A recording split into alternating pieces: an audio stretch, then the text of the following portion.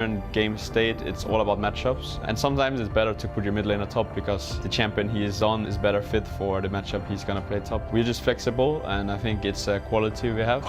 Each of them can carry the game in a way. Like I feel like Mithy has some insanely good games where he can roam, or like Nukeduck plays something like that and he gets fed, or even Alphari by split pushing. So like all of them can be a threat in a way. But to be honest, I'm not too worried about Origen.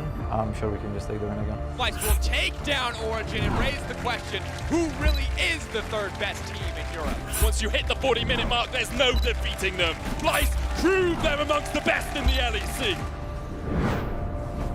Splyce in summer have actually shown me a lot of improvement compared to in spring. And I think if you ask any Splyce player what their expectation is in this summer split, it's second place, at least. They want to be in Athens, they want to be challenging G2, Fnatic, whoever in those finals. They want to be in the race for the title. I'm a person who never settles for what I am right now, and I always strive to be better. What makes me play so good is the fear of not going towards again. I've visualized myself winning LEC many times, and it's still not happened yet, so I mean, I will keep going until it happens. I would love to go back to Worlds. If you don't have the drive to push for that, then I don't even know why you're competing. But right now we have to think about the next game. The next game will lead us into playoffs, and in playoffs anything can happen. This game against Splyce is a turning point for Origen. If they lose here though, they're on the cusp of getting knocked out of playoffs. Traditionally you need 9 wins. A loss here means they'd have to win out the rest of the split to make it there.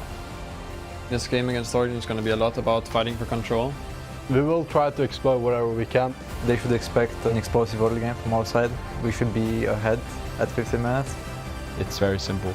Control Xerxe and we will beat Splyce.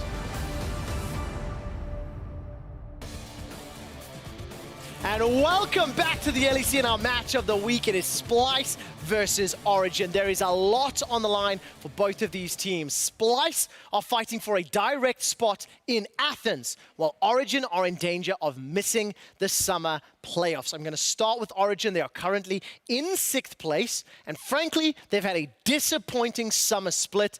After starting so well, it's just gone downhill. Disappointing is a bit of an understatement, in my opinion. They're on the cusp of failure, Quickshot, as they are so close to not even making it to playoffs. This team was in the finals last split. Yes, they got 6-0'd by G2 last split. But when you put that in the context of what G2 has gone on to achieve, G2 was by far and away our second best team in Europe. And coming into this split, expectations were that they would only get better, that they would look to grow, they would look to challenge the Titans of G2. But so far, all they've done is fall further and further behind. Now, help paint a picture as to why. Origen in spring were versatile. They were diverse. They improved. We looked at the LEC Safari earlier today, and it was breaking out of the cocoon, you know, to evolve. They're still asleep. They're still in the cocoon. So what is happening? So I feel like one of the biggest things is a clear lack of how they want to play the game, a clear lack of identity. And we heard it from Xerxe in the Match of the Week video, where he talked a lot about you used to be able to carry through every single lane. Now, it doesn't feel like that. Their bot lane, not as reliable, not as consistent in their 2v2 as they used to be. Nukeduck is making failures in terms of how he moves around the map and how he works with his jungler. It feels like Alphari is the only consistent rock that we're seeing in this team, whereas from week to week, we're seeing different people step up. We're seeing different underperformances. And it feels like that until they find a way to play the game together and some alignment, this team is going to continue to struggle. It is do or die time. Rogue are 1 win behind Origen right now, and Rogue could pip them for that spot in playoffs. I feel like we've spoken a lot about the stakes, not only for Origen, but also for Splyce. Over the last few weeks, we have discussed everything from Splyce's individual performances to their mid-game weaknesses to praising their play. And earlier today, Ender and Frosk both predicted Splyce to play 2nd in summer. Wow. The one thing we haven't yet touched on is championship points. Because while we're obviously focused on Athens and the playoffs, the one thing that you have to remember is let's take a look at the championship points table and how these teams get to Worlds. Origen at 70, 2nd on the table. Splyce at 30. Both of these teams want to make it to Worlds. Fnatic sitting in the middle. And for Splyce, obviously a strong showing in summer gets them deep in the regional qualifier. hell, potentially into the finals at Athens. So the great thing for Origen is that they set themselves up beautifully after the first split to guarantee a road to Worlds. If they don't even qualify for playoffs, then they will have to go through the gauntlet and they'll have to make the slug way through. Yeah. Which is why getting that top 2 bye is so important, because you guarantee a top 3 placing and it increases the likelihood of you qualifying for points. So if they don't make it, then that road to Worlds suddenly gets that much harder. And for Splyce, they are battling with Fnatic to make it into the bye. This game can turn the tides in the race for playoffs and Worlds. Let's see who comes out on top. Thank you, Quickshot. That's right. Splyce versus Origen. Origen, you saw it in the LEC Safari. They're still in the cocoon. And I'm going to be honest. We're kind of just waiting to see if they come out. And for their sake, this really has to be the game. But for Splyce, they are neck and neck with Fnatic in the battle for second place, and it is all eyes on them in the battle of the bye. It feels like it's a battle of identity. Splyce know exactly who they are, exactly what kind of punch they're going to throw. Origen, it's been multiple different looks, multiple different styles for them. So I either want to see the evolution. Are they actually going to give firepower to the likes of Nukeduck, to Alphari, to Patrik, or are they going to try to play the slow, controlled style again? Yeah, because they were so well known for being one of our smartest teams in the league in spring. Ever since Rift Rivals, they've been all about early game fighting, of taking a lot of 50-50s around mid lane, around bottom lane, and that has not worked for them thus far. And already out of the gate, it's 2 bans that are leveraged at the bot lane, the Xayah and the Yuumi. So my question is, yeah, that Draven ban comes out, that's obviously geared at Patrick's, but are Origen trying to sculpt something to go through Patrik and Mithy that so many teams have relied on playing through the bot lane? Interesting as well, as we do see the Kennen banned out, trying to limit some of the options for Origen's most successful path thus far this split, the most successful player, which is Alphari, but with the Azir taken away, the Akali will now be picked up. Humanoid has had some monster performances thus far, but I'm excited to see how Nukeduck responds. Infamous for a massive champion pool. That's not really what I wanted to see, but, you know, still a good pick. Ooh, okay, this could be the on-hit Twisted Fate for Nukeduck in the mid lane here, something that we've only really seen Nemesis pilot so far in the LEC. He's been the one to go consistently over towards that pick, but I wanted to bring up the Corki for Nukeduck because that marksman mid lane pick was the thing that he has looked most consistent on so far this split. I think the Twisted Fate can fit in a very similar wheelhouse here for Nukeduck. But already with 2 picks from Origen, the Karma and the Twisted Fate, there's so much side lane pressure there. The fact that you can threaten the side lanes with the Destiny, and whether that's a top lane Karma or a bot lane Karma, her ability to push and always have push priority in the wave, this tells me it's a very different style from Origen. Yeah, and wherever this Karma ends up going, it sort of pinpoints where the Twisted Fate is going to be looking to make the roams happen. It's probably on the opposite side of that Karma. If it's down in the bottom lane, you pick a support alongside it that can roam while Karma easily clears away the minion waves, and then can team up with this Twisted Fate to make big plays across the map. And on the opposite side for Splyce, I see 3 champions who can, without hesitation, dive into the backline. The Qiyana, the Kaisa, the Akali. But on the opposite side, Origen say, hey, you want to come in back with us? We'll kick you right back out. The Lee Sin. Is this Fnatic? Coming in for... No, this is Origen. This is the quintessential 3 first picks for Fnatic, though. Yeah, I mean, I'll be honest, though. We have not seen Kold play Lee Sin at all this split, but we did see him pick it at Rift Rivals, and that did not look good at all. So I definitely assume that he's had to have been putting in the time on this champion, is now looking to try and play very aggressive early on. And again, he's got a lot of push there. The fact that you have a range mid laner, that you have Karma in one of those side lane that's going to be pushing, so there is a lot of agency given to Kold that he can go on the aggressive in this matchup. And honestly, with the Akali as well as the Qiyana locked in, I think they might feel pretty comfortable that Xerxe will be piling the Qiyana early on if this is a matchup that Kold has prepared for. Of course, Origen, notoriously a prep team. He might just be able to edge something out, show us something new that in the Lee Sin Qiyana matchup. Now, if Origen want to go full Fnatic, they go ahead and pick themselves up an Aatrox in the top lane for Alphari. Then we could maybe see Chachi trying his hand on the likes of the Akali, still give room for this Qiyana to move around. But I think what we see from this Akali and Qiyana, if they are mid lane jungle duo, this is going to absolutely come online at level 6. Around that point, they do so much incredible burst damage that almost no one can contest them. But there's the Origen we know and love. It's now the Tahm Kench being locked in from Mithy. It's a very safe pickup right now because the Pike has been banned away. One of the great great lane counters to Tahm Kench, but then look at the semi-global presence here. We still don't know where that Karma's going to go. I'm going to guess it's probably towards the top side, but we'll wait for the last pick. But between the Destiny and the Abyssal Voyage, the ability for Origen to be anywhere at any time is very high. I think if we're actually looking at this Karma here, I would prefer it to go into the bottom lane because compositionally for OG, they have the ability to either play 1-3-1 if they want to pick a strong split pushing top laner, or if they want a team fight, they probably need some sort of frontline initiation tool because they have a Tahm Kench. It's not the likes of Rakan that can start off these fights, so they're going to need Alphari on something, maybe the Gnar perhaps, try and get these fights going. Interesting, as the GP will now be the final pick for Vizicsacsi, so we'll have a bit of scaling option as well as some global presence, trying to match the semi-global presence that you highlighted earlier, Froskurinn. And it looks like OG, they don't want to outfight you, they want to outmaneuver you in this game, something that might be difficult up against a Splyce that has been pretty solid in the early game thus far. And I'm going to be honest, this is pretty much a classic Origen kind of composition. Varus for a bit of lane priority. It feels like a very LCK style draft outside of the Twisted Fate in the mid lane. I think what we see right now from OG is very strong pushing top lanes and bottom lanes to set up for level 6 dive plays alongside this Twisted Fate. I think early levels Lee Sin can also try to, walk around and get inside the enemy jungle if he does have priority. So around this level 6 mark is really when OG are going to be looking to making plays across the map, while Splyce are going to be much more focused directly on the mid lane. I feel like Splyce do have the option though that not only if you get the priority in mid lane and you unlock Humanoid, but like their river and skirmish control. Whenever you have a braum, his ability to make the 3v3 when you include the jungler down at that bot side and give kill pressure there rises dramatically. So I feel like while the push priority is there for Origen, the skirmish and trade priority is there for Splyce. Exactly. For Splyce, it's a skirmish game. For Origen, it's a numbers game, using their globals to set up fights where they will have 1 or 2 extra members than their opponents that can sort of limit the ability for Splyce to excel in these types of fights.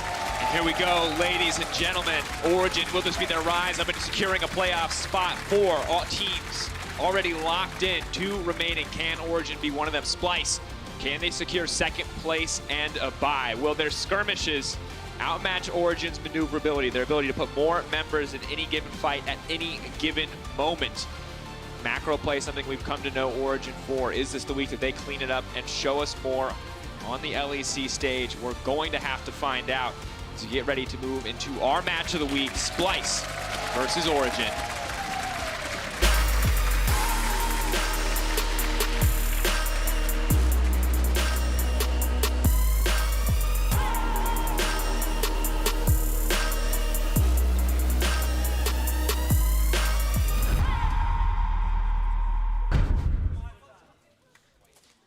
And coming into this game, because it is a Splyce game, of course we're going to be talking about the junglers, but I'll hold the thought, because maybe a bit of a cheeky level 1 here, as Origen are 3-man stack. I swear, did we change the name tag? We got a Fnatic draft, we got a Fnatic, level 1. Okay, all right. Origen. Can you imagine when you're the ones that are invading on the braum? Bold call. Alphari goes a bit wide there. Of course, the Water Blade has been equipped for Xerxe, so not going to provide much threat because he's only level 1, but stands there menacingly. Yeah, I mean, I do like this idea for Origen to walk into the mid lane now because, or rather to walk in level 1 because they put this ward down on the opposing red buff. Now, this means that Splyce are going to be spotted out because Xerxe will almost always go for a 3-camp clear around his red buff. Because this Qiyana pick in the jungle does so well against multi-target camps, you almost always want to go Raptors, Red, Krugs in no particular order and then look for an early game gank because the blue buff side camps are going to be a struggle for you, but her level 3 burst damage is very big. But we've always seen how Xerxe is aware that Vision's there and what he does and plays around with that information. Xerxe is a cerebral pathing jungler. I actually try to not always equate him to Dandy, but if you guys remember Samsung White, I think that Xerxe shares a lot in common with the likes of Dandy. It was a guy that was about how he manipulated information, where he made his resets to hide himself before appearing on the map, and how he kind of plays with invisible pressure of the threat. I could be here, or I'm protecting one of my lanes, rather than killing people and ganking constantly. And obviously it's been an all-star performance from Xerxe in the second half, and Kold busting out the Lee Sin, as you mentioned earlier, Andrew, not necessarily a pick that has looked great for him, but for Xerxe, I think have to see what he can do to set up in this early game. And for now, OG, a brief respite as Lee Sin moves into counter jungle. Honestly, Qiyana has no idea. Yeah, I mean, so this is the thing. I wasn't quite able to tell if he was spotted walking over the ward near his Raptor camp from Kold because he didn't go for a ward hop over the Baron Pit wall. But because Qiyana needs level 3 before she can really start fighting, and Lee Sin unlocks at level 1, you can make so many plays. Now, top lane is incredibly low. He could just look to dive this. Vizicsacsi forced to flash away. Not something that we frequently see. Vizicsacsi usually a very confident laner. But the crash is so important here. If Chachi missed a lot of these minions or misses this crash, he's going to lose out huge. So he's really trying his luck to hang around here, but it looks like Kold isn't going to commit to the dive. It's so important for Kold to last hit this camp here so he can tick to level 3. Now, Xerxe almost always goes for this mid lane gank at level 3. Let's see if it happens. Slash QE will guarantee the connect. Moves forward, does not connect. The root misses as well. Nukeduck manages to walk his way out of that one. One of the reasons why you see very early ganks, especially in range versus melee matchups, is at level 3, at level 4, assassins can have a lot of trade back. I'll hold it though. Chachi. Flash already gone for Vizicsacsi. He can't walk out of this one. They're just going to point and click him down. Alphari walks up from the tower. He's going to take too much damage here. No, just barely able to live. OG will grab first blood. Really nicely played there from Kold too, holding on to the Q. Now Xerxe does have a flash and the root from that water blade. Does he make a play? Very bold if he wants to go for it. He's just going to fish, hoping to catch Alphari in the brush. Did not see him retreat there. But again, back to the early gank that Xerxe made onto the mid lane for Nukeduck. He didn't get the flash, but it's about trying to buy time for the wave placement. This is exactly where an assassin wants the wave here, because once Humanoid is level 4, the trade potential that comes out of Akali is quite devastating. Yeah, now Xerxe is sort of forced to continue ganking because he has no camps to clear. Kold got everything. He counter-jungled those wolves as well, so the respawn timer on that is not going to be coming through. Kold can build a huge CS lead off this. There's the level 4, and there's the immediate aggression there with Xerxe. The problem is, I think before you hit level 6, you lack all the CC tools. Yes, Qiyana can bring in that water blade, but until you can start off the gank with Akali moving forward with her own ult for that micro stun, you're not going to be able to get much done. Perfect execution is just the perfect way to start off the gank. Something that you never really want to flash away from, but also can be the lockup necessary to come out on top. Good posturing from Nukeduck, moving to the bottom side of the lane to make sure the Qiyana could not get on top of him. Of course, knew exactly where Xerxe was, but a reset may allow Xerxe to manipulate a bit more information. Kold, though, already moving into the mid lane, helping Nukeduck push this one out. Yeah, just making sure he doesn't get ganked. Now, I would like to move over to the gold right now, because even though Kold only has a 1 CS lead, notice how big that advantage really is. That's 500 gold in under 5 minutes here from Kold, and he still has all his bot side camps left to farm. His Raptors are still up as well, so Kold can continue to stay on the map and pick up more and more CS over Xerxe, and maybe try to make an invade timer when that Gromp camp respawns. With the level lead, with pressure in top lane, that's definitely a play. He's also got his reset from his bot lane. You can see that Mithy's grabbing it right now as Kobbe and Norskeren are making it back. The dragon's about to spawn. There is a possibility that either Kold just clears out his camps and farms, or they can start setting up for potential dragon control.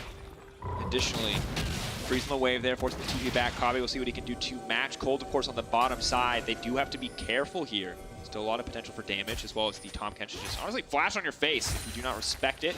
Xerxe will now be cleared out, but continues to be spotted out. Honestly, excellent tracking in the early game from OG. As we get closer and closer to the level 6, the TF will soon have the potential to move across the map. It is worth pointing out that Humanoid has jumped up in CS in this mid lane, a lot to do with the attention Xerxe had given him to try and zone Nukeduck away from this wave. Nukeduck still holding onto his teleport though. Both these sides still have that up and ready, so there's still a lot of ability to influence the rest of this map. And it feels like the call was instead for Origen to look for the hard farm here. So they're looking for the Destiny, possibly trying to get Kold to level 6. The spike for Lee Sin at level 6, obviously massive when you have access to the ultimate. And then once they have that, then they'll try to use that control of the Destiny into that bot lane for the Mountain Drake. Gold card now locked. There's one. Kold just waiting in the darkness here. No camps for him to take at the moment, so can't really rush the level 6 any faster, waiting for the next round of respawns. Xerxe, of course, in a pretty significant deficit, will be spotted out on the ward. Yeah, they're just trying to abuse the fact that they have the push priority in the mid lane. Nukeduck has access to the ultimate. Chachi still doesn't have his flash. They're going to have the man advantage here. Vizicsacsi no level 6. Xerxe doing what he can to clear the wave. Goes invisible 4. Now Sonic Wave does connect. TP is on Humanoid, so Origen really need to pick and choose for this dive, because Akali would immediately pull the trigger on that. It's a really good read there, though, from Xerxe, knowing that a dive was possible with Nukeduck ticking over to level 6, so he makes sure to path all the way up into that top lane, because even if there is a teleport, if Xerxe isn't there, OG go for that play 100%. Instead, they're unable to make anything happen because of the vision there as well. Kold doesn't feel comfortable walking in to invade that Gromp camp that he knew the respawn timer of, so he isn't able to further extend this lead based on counter jungling. Humanoid, of course, does spot out Kold posturing down the ward. The Banana Brush will spot him. Stop any further aggression from coming in. Kold now invading, looking for some of these camps. Knows the respawn timer on the red. Of course, they had vision on it when it started. And look at this, Patrik recalls, and because he had the TP, he can just TP back into this lane. They can cheat priority in this bottom lane with a late base from Patrik, a late teleport as well. So now he has the Cutlass, which gives him a lot of control in this 2v2. But they need to make sure that they actually get something for this, because Kold has had his top side camps up and available, Krug's in red for this entire time. So he's been spending a lot of time playing around his bot lane, who's trying to get priority for him by using the TP and sitting at level 5 when he could have been farming his camps and getting to that ult. Yeah, I honestly wish he'd been playing a little bit more aggressively inside of Xerxe's jungle. A lot of his play has been looking for side lane waves collapsing, either protecting or searching for a dive himself. He knows he has the Twisted Fate in the mid lane, so he feels pressure to make these plays, but I would rather see him go into the enemy jungle and use the enemy Twisted Fate, or the allied Twisted Fate, to go onto Xerxe instead. This is a bit dangerous. Xerxe, of course, has access to the ultimate. Is immediately going to try to lock him down, but the exhaust comes out. That's going to be a big Kobbe now moving in, but the man advantage coming in for Origen. Can Humanoid come on the backside and save this one? OG flexing their man advantage. They're going to grab 2 quick kills, playing it out exactly as planned. Kold now saved. A bit of time bought. Humanoid leaping back in and stun. Ooh! Perfectly timed. You can stun in mid-flight, but you will not stop that damage. And in the short term, Nukeduck was able to get the better positioning because he picks and chooses where he teleports in with the Destiny, but Abba was able to follow, so it was a delayed man advantage for Origen, and Abba cleaned up the, Humanoid cleaned up the back half of the fight. Yeah, and just think about what was spent there. Nukeduck teleported into mid lane and then used Destiny to get into the bot lane. That's both of his globals down. Humanoid just pushed the wave and walked down to pick up an easy double kill for himself. So even though the trade was even overall, Humanoid's a huge winner here. And as we took a look at this pro view replay, you can see Humanoid on the hunt here. Keep an eye on how he uses this ult. Honestly, fantastic play and really the saving grace for Splyce. Gold card mid-flight doesn't matter. Oof. Clean little bit of input buffer in there for you, I don't know, Akali players. League of Legends fans, sure, yeah, they'll like it too. It's a lot of input buffering in general, actually, in this game. So this is smart because the blue buff has now respawned. We know that the Humanoid had to walk back in, still has access to his TP, but they assume that Xerxe is onto the top side. So using the control ward on the immediate reset, hey, Xerxe is probably not in the area. We can get this Mountain Drake for free. Vizicsacsi, meanwhile, on the top side, is playing on his There's island, the but the TP. fight on the bottom side. Norskeren, of course, with a lot of immediate CC. Kold trying to find the kill on the Kobbe, but Humanoid comes in one more time, trying to finish for this one. Red buff going down on a killing spree. Now turning his sights on Mithy. This is an absolute bloodbath. This Akali is disgustingly strong. Is trying to go for a little bit more, though. Maybe bidding off more than he can choose. Xerxe moving in on the top side. Splice are making plays across the map. Nukeduck all on his lonesome in the mid lane, and Alphari is going to be sacrificed. Huge damage as Xerxe finds the kill. And this is an absolute disaster. They get another one! Oh, God. All right, I don't know if that was worth the shutdown, Yeah, but check out Mithy right now. Just, that's a head scratch. This feels really bad for Origen. Yeah, the gold is more spread for Origen's composition, but this is now a 4-1 Akali. But here's the thing, they had a double teleport advantage. Note, Vizicsacsi still had his ultimate, still has TP. He didn't need to use either there in that bottom lane. So yes, you say maybe it was a bit greedy for Splyce to try and spread out across the map. Had OG made a coordinated attack on one side lane, they could have punished. But because they knew Nukeduck was stuck in mid lane without access to his Destiny, Splyce were able to completely take over the map. And now, honestly, we look at the gold. Things look to be in the favor of OG. You see 800, and then you check the mid lane. You check this Akali, and things go from bad to worse. But we see OG actually the ones to kick this play off, trying to force the pick on Kobbe. And while things start off well, this is what you talked about, Ender. That TP advantage paying off. The red buff here to slow Kold as well. That looks like the Gunblade or Cutlass active, unclear. But just able to continue to play this one out. And ultimately, Kold has the right idea. He wants to play through his strong bottom lane, but you can't do this when the other team has the ability to instantly react to your plays. Alphari also, even with tons of wards on the top side of the map, still managed to be caught out from the slow of that ulti. And are we still in a replay? We're still in a replay. We gone through 3. We needed to hit all 3. And they don't stop coming. You got to remember, last game Froskurinn, we couldn't get a single replay, so they're bringing it back. They're reminding us that this is the thing that we can do, and yeah, Humanoid, a bit greedy there, I think we can say. Meanwhile, during the replay, the Rift Herald was taken down. You can see that Xerxe is in possession of that, and Splyce have now swapped their duo towards the top side. So, I'm trying quickly to take a stock of the map. OG, of course, had the Mount Drake, secured that one earlier. And Patrik feeling quite comfortable, 2-0-2 for the Varus. So while Kobbe is suffering, actually, most of Splyce is suffering. Humanoid really the benefactor of all this. You can see a deficit for Splyce overall. Humanoid really the only 100% strong point on the map for this team. So a lot of pressure on him to make things happen. But that actually means a lot because Humanoid then will have the kill threat into the mid lane, so Nukeduck has to play it pretty safe. Now Nukeduck can choose to not play the mid lane at all. He can just sit there, he can farm, he's got the blue buff, and then just kind of peace out and Destiny out to a side lane. But just because Humanoid's the sole beneficiary of all of this gold doesn't mean that Splyce are down. It's just about how do they use the Akali versus how do Origen maneuver around it. Yeah, and they still have a large window too where they aren't going to be at risk of having a play made on them in a side lane. Yes, Destiny is back for Nukeduck, but until TP returns for Alphari, I don't think OG should be trying to overforce, especially around this 2v2. Humanoid now moving up. We'll see if the ward spots him out. He's creeping around the top side of the map. Will step up and then step back. Check out Chachi. He does have access to ult, and yes, the wave wasn't crashed, but he backed into his tower, and you saw that Humanoid and Xerxe were leaning towards the top side of the map, possibly looking to fight this with Gangplank ultimate. Chachi again underneath his tower, probably watching across map rather than CSing.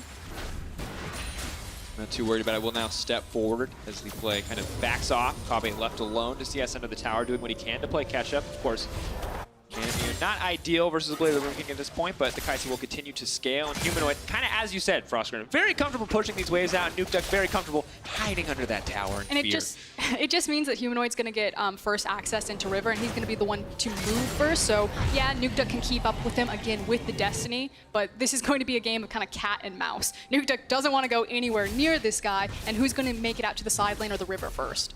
Now it is interesting seeing where Splyce are sending their members right now, because with a Mountain Drake spawning in 45 seconds, they're actually choosing to put Kobbe in the top lane. You know, Norskeren is also moving over towards that side of the map, and Kobbe does have the teleport, but Norskeren will not be able to match that. So right now Splyce are trying to move up topside with Xerxe with the Herald, try and knock down that tower very quickly, and then they can either rotate down into the Drake, or if OG try to commit, they can maybe push for 2. Which means that Chachi just needs to be respectful here, because there's a potential that Origen could look for a cross-map play and try to destroy him, which is why he is running the hell away from Karma right now. He didn't have vision about where Origen was. He backs all the way up to second tower.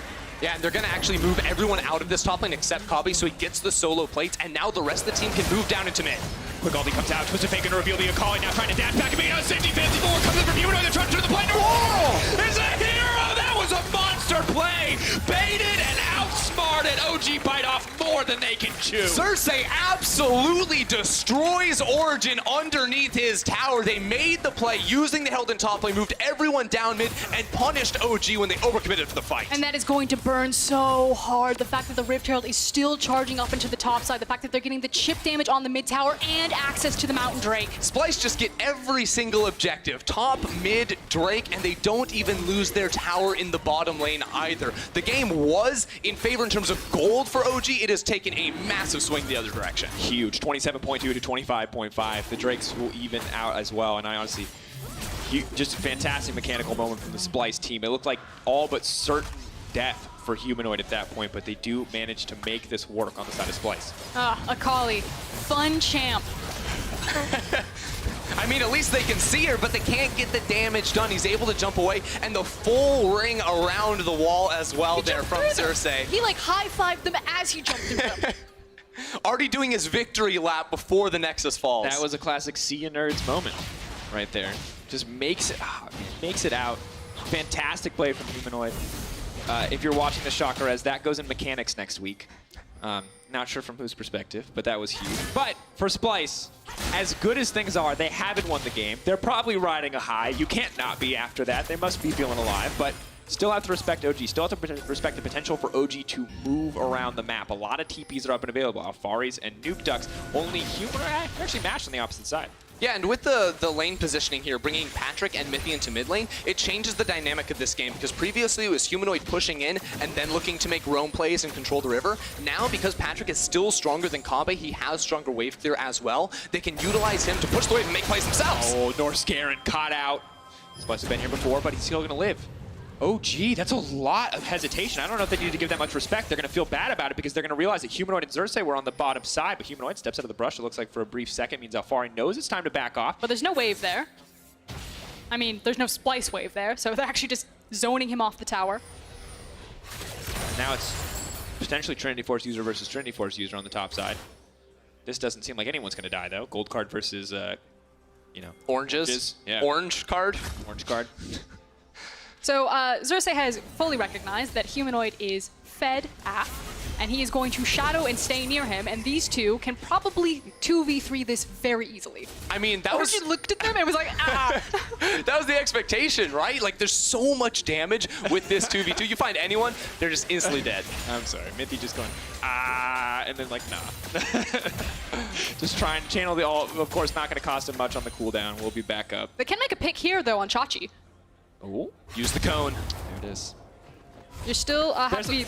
You do have to be very careful still for Splyce here. Origen didn't pick their moment right there, but you're still competing with the Abyssal Voyage as well as the Destiny, so Chachi does need to be careful if he makes some of those roams later on. Now, I do like what I'm seeing from Splyce now, trying to move inside the enemy jungle because of the power of Xerxe and Humanoid in the bottom side. They can put down deep vision, try and fully secure this outer ring of turrets. Blue buff has also spawned, so Xerxe can pretty easily go in and pick that one up, and they can continue to use the solo lane pressure of Humanoid to try and bump up Xerxe and also deny OG.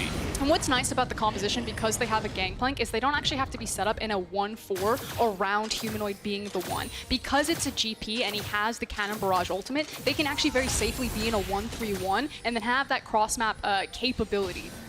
And it's interesting because we look at this game overall. We talked about it coming into it. We heard from the Destiny Bowl. This is a game a lot about setting expectations for both these teams, raising standards for both these teams. OG want to prove themselves worthy of playoffs. Splyce want to prove themselves worthy of top 2. For Splyce so far, it's looked good. We've seen clutch moments, something we don't always see from Splyce. The side of OG, they're showing us something new, but it's not quite there yet.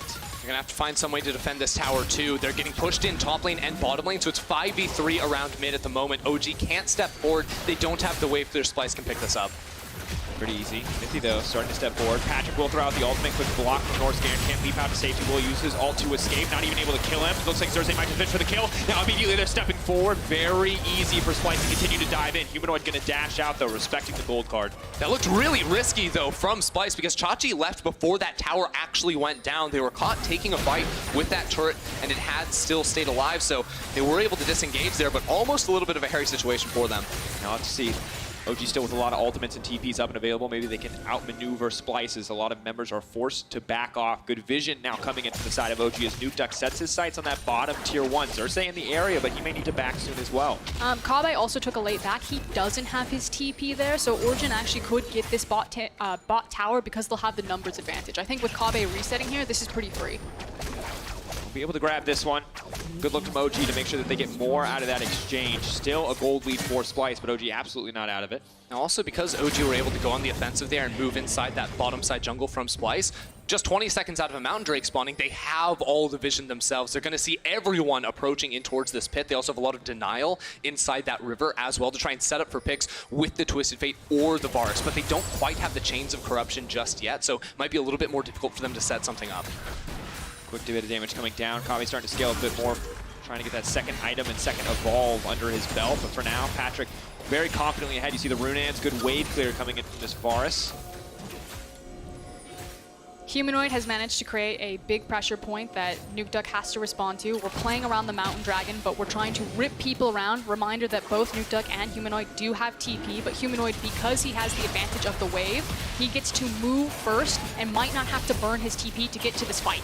Vizicsacsi just walking forward, though, face first in the midst of everything. The ulti coming out from the TF. Good bit of snare coming in from Xerxe, but supreme display of talent now used will not have the luxury of that snare or stun in the pit. Akali now coming down. The 5 members grouped up, lined up, looking for an opportunity to outplay. That was a really good communication, but the Dragon goes down. Watching from Humanoid, immediate exhaust comes in. No ability to grant true stealth. Meanwhile, the fight breaking out everywhere. OG flashing out to safety. Kobbe cleaning up in the midst of time. OG split and are torn apart in an instant. This team is too good at skirmishing. They step forward. They're going to get them all. Alphari, the only survivor. Splyce pin Origen against the wall and all commit the flashes over the wall to pick up more and more kills. Splyce continue, even though they lose the Drake, to win out in every single fight they take and just propel themselves further ahead. And taking a look at this, yes, Humanoid's the one who moves first, but it's a good use of the Destiny to make sure that Nukeduck gets there. But I wanted to credit Splyce just a little bit before that replay. They disengaged, backed up as soon as Nukeduck arrived and waited for Humanoid to join them before they pulled the trigger on the fight. Yeah, they lost the Dragon, but they completely cleaned this up. Just a beautiful fight overall. Alphari enjoying that movement speed buff, but while we're in the replay, it's just going to be the Baron for Splyce and total dominance here in the mid game. Yeah, it was immediately backing after killing Origen and then just sprinting towards the Baron. Origen hadn't had a chance to place any of their vision there because they didn't back for the start of the mountain, had all of their wards there, and just didn't have the information to walk towards it. And this is where it becomes so hard to play if you are Origen, because their hard engage tools are fairly limited. You know, they're playing off of Chains of Corruption or the extra range granted to a gold card from the rapid fire cannon coming through from the itemization. So it becomes very difficult for them, and their only play seems to be like collapsing on a side lane when Splyce tried to split the map and push multiple lanes with this Baron buff. But in order for a lot of times where we see compositions like this to work, someone needs to be strong. Someone needs to be able to go toe-to-toe, and it just feels like Splyce right now as a whole are so much stronger individually. Maybe OG can find a big team play here. Mithy now moving into the midst of the team. The lockdown is there onto the Kaisa. Kobbe has been removed. Humanoid now trying to find the disengage. Stepping out, the gold card is available, but he goes immediately into the back line, now invincible. But they're trying to spot him out. They've seen him in the midst of everything, and they're trying to hold on to previous. Oh! Humanoid is still alive! He is shutting down Origen. Playoff dreams are dying before us. The double kill for Humanoid. He is eager to find the win. Just when things look dark for Splyce, Humanoid comes up clutch time and time again. 7-1 and 6 now, absolutely popping off. And I'm curious to look at the replay and see how many people got locked up into Xerxe's ultimate again, because it feels it's kind of the 1-2 punch there between the Qiyana and the Akali, just devastating in these jungle fights. See that one more time, because at the start it's Kobbe who doesn't have the flash and gets tagged right there. His teammate's running away. He's the one that eats the CC. But then the turn comes here from Humanoid, starting off the fight, going in and then using the Zonias, while the big ulti from Xerxe, the AoE damage to set up for those multiple executes, just win the fight right there. And the only mistake, frankly, was the fact that Kobbe got caught out. But you can see that Splyce knew that they were comfortable pushing that tower. They could just cheat back into their own jungle. They are incredibly powerful fighting in the jungle because they do have the Qiyana and just how devastating her ultimate can be. And Xerxe was also just sitting in the bottom wave waiting for them. Walks up, no problem. And this is something we saw last week as well. Splyce are so incredibly devastating with these multi-threat compositions where when one member falls, the rest can still have the potential to turn these fights around. On the back of picks like the Qiyana, like the Akali in this circumstance. But Origen, all about holding on as best they can. And definitely a difficult game. Felt like it started okay, but it's just gone from bad to worse so incredibly quickly. Now, ultimately for Splyce, this Baron is not going to be a Baron where you break open the base or knock down an inhibitor for Splyce, because you look at it, they're playing with 4 melee champions. Sieging is difficult, and they don't frankly have the time. They also sent Humanoid down bottom lane to fully push out this wave, so their main objective is knocking down every single turret that's not inside Origen's base, knocking down all the towers that Origen simply won't contest them over. Difficult to see where Origen picked their moments. Very hard for them to come out on top in teamfights. We talked about this is not... It's about numbers advantage for the side of OG, and they don't have an advantage in a 5v5 at this point. Vizicsacsi laying down a bit of hope. But of course, difficult for Splyce to siege. Realistically, the Akali has been locked up and spotted out. True Sight will reveal her in the Shroud, but not quite enough for OG to find the kill. And unfortunately, that was a lot of cooldowns there to not follow up onto the kill. You can see that the Destiny comes out, but it's just to get Nukeduck very quickly to base so he can heal up and get back into position. I think Splyce, like you were saying, they feel that they've gotten all the towers that were free and are now going to disengage back to the rest of the map, clean out all the jungle, spend all of the gold, and then set up for the next big play. Yeah, ultimately, Splyce just want to fight Origen to death. If they can catch them in these tight corridors inside the jungle, they have the AoE damage to absolutely shred through them. We've seen Xerxe, Humanoid, Chachi prove that time and time again throughout this game, and with the lead they have, it should be no difficulty for them. So the next step is going to be, well, you can pick up a Cloud Drake, but ultimately in 2 minutes, set up vision deep inside Origen's jungle and force them to walk into you and give you the perfect 5v5. So what the teams are going to do until that team fight happens is we're just going to try to grab as much gold as possible to start stacking in items. This could potentially be one of the last fights, the last moments for Origen. Like Drakos is saying, it's kind of like a hit and run composition. You're looking for numbers advantages and using those TPs to find picks, but otherwise everyone should just be grab as much gold as you can. This Baron is going to come. We need to be ready to fight it. And specifically for Origen, that means gold on Nukeduck and Patrik. They're both trying to finish off their Infinity Edges. Right now, they're about 1,500 gold away from those, so they're going to need more time, more resources that, frankly, with 1 minute and 20 left, they're not going to be able to get. A difficult approach now. Splyce just continuing to exude control over the top or the map. Origen holding desperately onto this top side, maybe hoping to contest here, but The Varus, the strong point in this game for Origen at many points. Now, falling behind as the Kaisa opts into some AP itemization here, balancing out the AD that the Qiyana and the Gangplank will give. And things are only going to get more difficult. I mean, I don't think it's just the Varus. I think that Nukeduck and even Karma will still do some decent damage at this point in the game. The nice thing about Twisted Fate is it feels like he gets a spike almost like every single time in terms of his itemization. So I think a lot of people don't realize how well TF actually scales. Yeah, and I mean, we've seen that in some of the Nemesis games. TF obviously low range, usually the thing that's held against him, why he's not always considered the most viable choice in terms of conventional AD threats, but still has potential for the stun, a lot of sustained damage as well. Xerxe almost caught out there, but will manage to make it out. It's just hard when you compare it to the scoreline of Splyce when they have something like an Akali or even Xerxe on this Qiyana, that if they find anyone, their potential to delete them is very high. Now, I would like to draw your attention to Origen's wards right now, because they have two very clever wards that aren't being spotted out by vision. There's one right on your screen and one up to the left of that as well that should give them a lot of vision inside their own jungle that they shouldn't be able to have, because Splyce have walked in with control wards, with sweepers, yet still Origen should have a good idea of where Splyce are. Kold, though, taking a bit of damage here. Xerxe maybe fishing for something, but a big, huge force on the side of Splyce, I guess, just trying to get a bit of mid lane priority, but does feel like a bit of a miss. A lot of major cooldowns burned. Yeah, specifically the Braum ultimate as well as, hold on, as well as Chachi's ultimate. So we'll see if Origen are able to kind of force this mid lane back down and get access to this Baron Pit, knowing that they have a cooldown advantage. Nukeduck on the flank, but he is very much in enemy territory and is now spotted out. Maybe thought that was his moment. Of course, Splyce far enough ahead that it will not cost them too much. They do get Patrick's flash in the exchange, but honestly an odd series of plays. It also costs Origen a lot of damage on that tower. You could see that they couldn't really commit to it. Not that they would force it down there, but because Mithy had to kind of walk towards Nukeduck, it's really unsafe for Patrik then to approach the tower and start hitting it. Now in the bot lane, there's a big wave that's been pushing in for a long time, so Splyce start up this Baron, and Kold's gonna have to get in there fast. See if he can find the pit. Oh no, that is not the gatekeeper you walk in and face check. That is just a Baron for Splyce. And ultimately, the big giveaway is once you didn't have access to Destiny and your vision had been exhausted, there was no way that Origen could safely check into that Baron. You know that Splyce, if it's a fair fight, are going to win just because of how fed their carries are, and that was kind of the final nail in the coffin of that Destiny behind the mid lane tower, and Origen didn't even get it.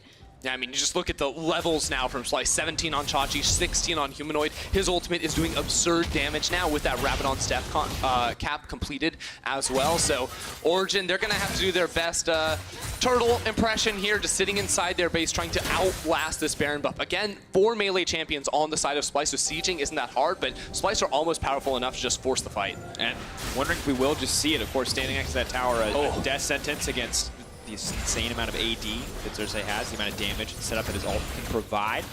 But Alphari still looking, still fishing. OG trying to find an opportunity to come back to the game. The Soul Flare does not connect, and Humanoid continues to threaten Splyce. No need to group, just guiding this cannon minion in the mid lane, slowly but surely whittling down that mid lane tower. And unfortunately, Origen are just going to get chunked and poked out here. GP ult, not going to connect though on the follow-up from the Braum. It's just going to be the focus on the tower. OG know they lose the fight if they step forward. Xerxe still hovering around the outside. Humanoid ready to dive in if he needs to, but GP is going to be in trouble. A lot of good damage now coming onto it. Vizicsacsi forced to flash away. Humanoid ready to engage at a moment's notice. They cannot follow any further, but OG hold on to their inhibitor. But you could see Patrik going beast mode right there when Alphari play top lane.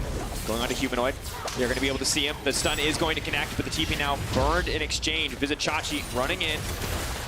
A bit of damage comes in, and Splyce just going to walk into the mid lane in the meantime. OG commit for a play that they think is going to win them the day, but instead it costs them an inhibitor. Norskeren buys a bit of time. Humanoid ready to go into the back line. There's no way to spot him in the shroud now. Nukeduck has no ultimate. He knows this. He goes right in. Humanoid looking for blood. Xerxe on the front line, trying to fish for another opportunity. Vizicsacsi kick back, and Norskeren is slain Patrik. The rest of the fight will continue to step forward, but Splyce on the cusp of ending the game. OG, no mana for Nukeduck. He's going to get one more card. Has to go for blue. No, goes for gold instead. We'll have no more wild cards in the fight to come. Maybe can get something else done, but they're just buying time. Now goes in. Humanoid sees his opportunity, tries to finish the game, but the towers will reveal him now. Splyce slowly but surely ending the game. A last desperate hold for Origen.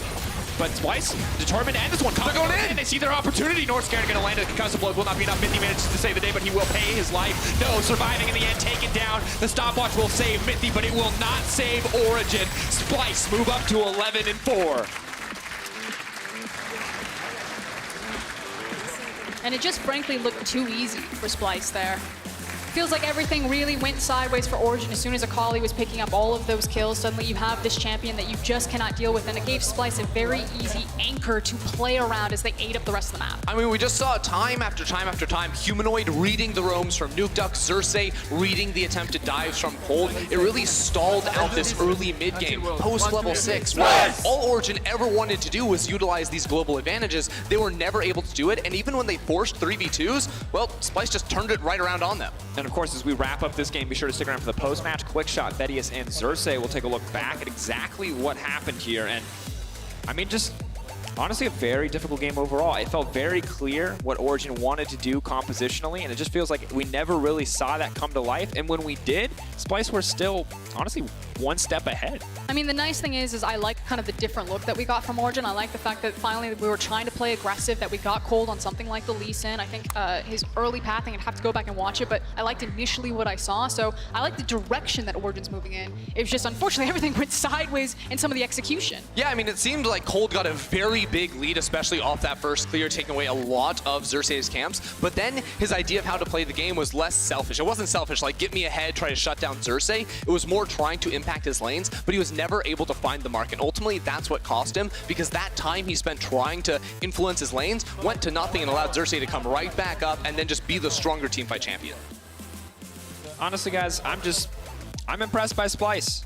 It's been interesting watching them rise up steadily, and it feels like this is the first time where it's not just, they've shown us so much more this season, where it's not the memes of old with the Kobbe scale to late game, but so often we see huge, strong individual performances, much less about necessarily like the team 5v5, Vizicsacsi on a tank, and Xerxe Humanoid are becoming quickly one of the strongest jungle mids that I've seen in a long time. Yeah, that's the thing. If you're a Splyce fan, this is incredible news, because this game really didn't have anything to do with Kobbe. They basically used him to kind of cheat priority with his teleport. Yeah, he got to swoop in sometimes. He was doing damage. He was poking out, like the huge poking chunk before Qiyana and Akali just went in and ripped through people. Like, that was Kobbe's job, but otherwise this was all Xerxe and Humanoid. Yeah, and you know, within good reason too. They focused them very early in the draft to make sure they had this power 2v2 around the middle lane, and they absolutely used it to great effect here. Humanoid on those rooms especially, super clutch for a squad.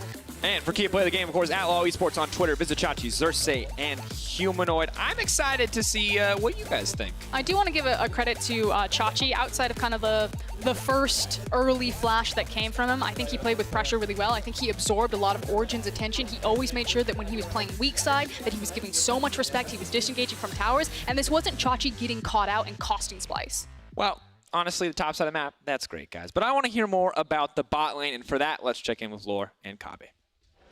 Thanks, guys. Thanks, Kobbe, for joining me. You came in this week knowing that you had to stay in second spot. So how did the training go for you guys? I mean, the training went as usual. We've been doing the same for quite a while now. We're trying really hard in scrims to just improve and fix our issues, mainly the mid game.